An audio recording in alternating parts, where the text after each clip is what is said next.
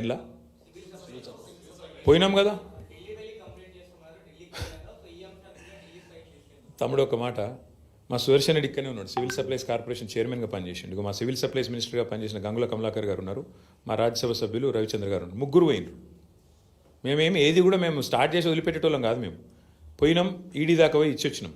కానీ ఏముంది అలా ఆడ ఈడ కలిసిపోయి ఉన్నారు, మంచిగా జాయింట్ వెంచర్ గవర్నమెంట్ నడుస్తుంది. అరే పొంగులేటి శ్రీనివాసరెడ్డి గారి ఇంటి మీద రైడ్ అయితే ఈడీ 2 రోజులు రైడ్ అవుతుందా? ఈ రోజు వరకు మీరు అడగారు, ఆయన చెప్పాడు, ఈడీ కూడా చెప్పాడు. ఈ దేశం అట్లా నడుస్తుంది, ఏం చెప్తాం.